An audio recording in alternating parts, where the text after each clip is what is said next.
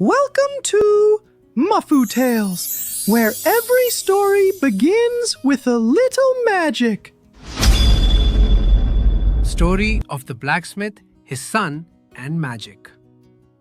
Long ago, in a time when kingdoms were ruled by crowns and courage, there lived a humble blacksmith named Harun and his only son, Ayan.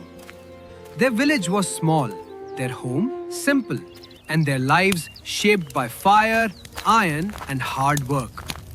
The blacksmith was poor but honest, and his son was young and strong. One day, the son asked his father to make him a very sharp knife. The father was surprised and asked, "What do you need such a sharp knife for?" But the son did not answer clearly. He insisted again and again. Out of love for his son, the blacksmith finally made the knife and gave it to him. As soon as the son held the knife in his hand, his behavior changed. Pride and arrogance filled his heart. He pointed the knife at his father and threatened him. "Go to the king's palace," the son said, "and ask for the princess's hand in marriage for me. If you refuse, I will kill you." The blacksmith was terrified. He regretted making the knife. That night, he could not sleep. If he went to the king, he would surely be killed for such a bold request. If he did not go, his own son would kill him. After thinking all night, the blacksmith decided, "It is better to die at the king's hands than to be killed by my own son." The next morning, he went bravely to the king's court and asked for the princess's hand for his son. The king became furious. "A blacksmith's son dares to dream of marrying my daughter?" The king shouted and ordered his execution. At that moment, the king's wise vizier stopped him. He said, "If you kill him, people will talk. Instead, give him an impossible task." The king agreed and said, "Tell your son this. I will give him my daughter only if he performs an act that no one has ever seen or heard of." The blacksmith thanked the king for sparing his life and returned home. He told his son about the condition.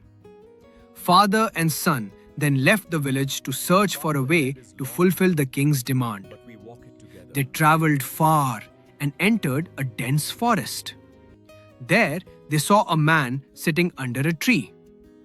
One of his legs was inside a stove, flames rising from it, and he was calmly frying fritters in boiling oil and eating them. The blacksmith and his son were amazed. They thought this act was very rare and asked the man to take the son as an apprentice. The man replied that his own master lived further ahead and sent them onward. They walked deeper into the forest and found another man under a banyan tree. His heel was inside a stove, flames rising, and he was frying and eating jalebis in hot oil. This act seemed even more difficult. Again, they asked him to train the boy.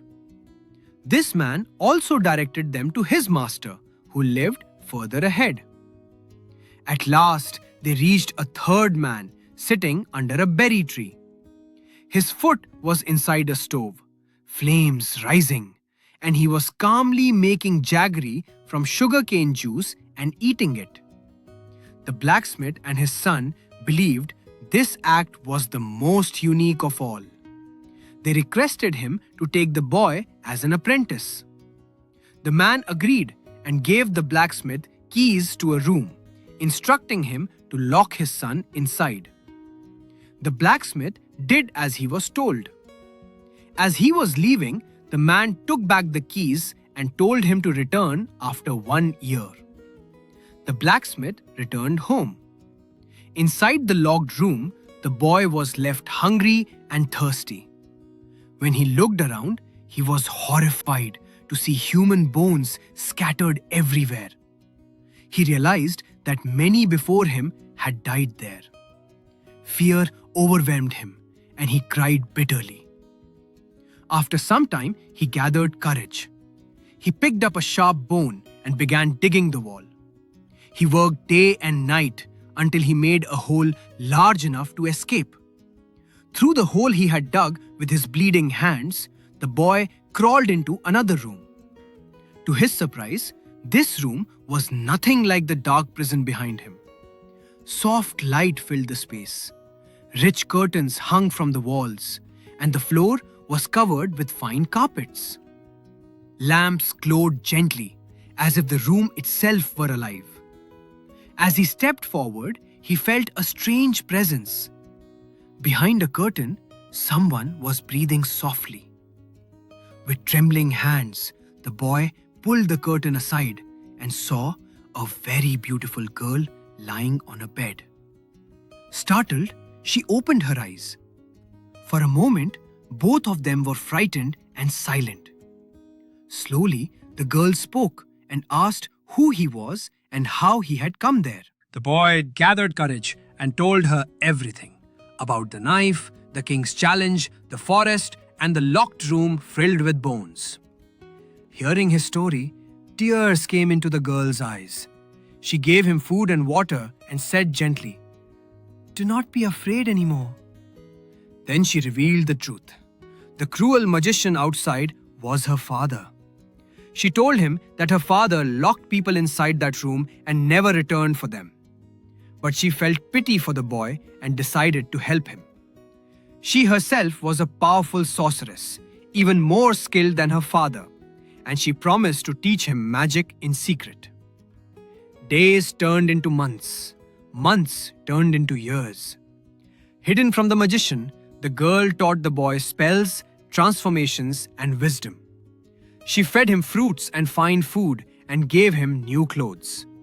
The boy learned quickly, and soon he became a complete magician. After 2 years, the blacksmith returned, believing his son had died long ago. The cruel magician was still sitting under the berry tree, calmly making jaggery, as if nothing had happened. With fear in his heart, the blacksmith asked about his son. The magician coldly replied that he had never checked the room and reminded the blacksmith that he himself had locked the boy inside. The magician handed him the keys. The blacksmith's face turned pale.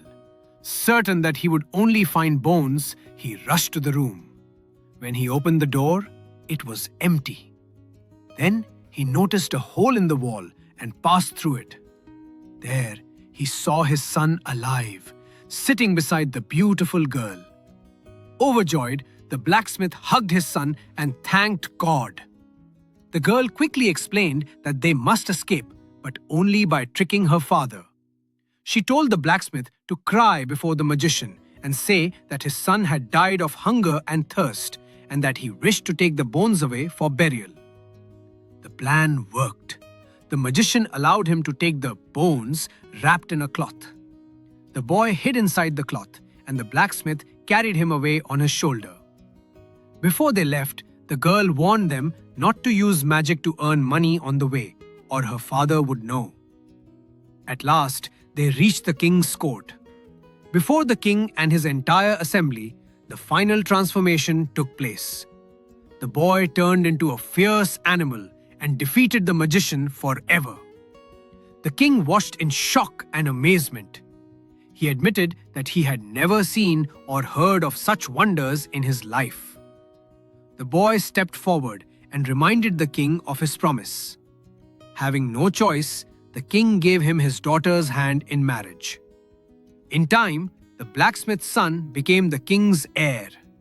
When he ruled the kingdom, he ruled not with arrogance but with wisdom, remembering the suffering that had once taught him humility.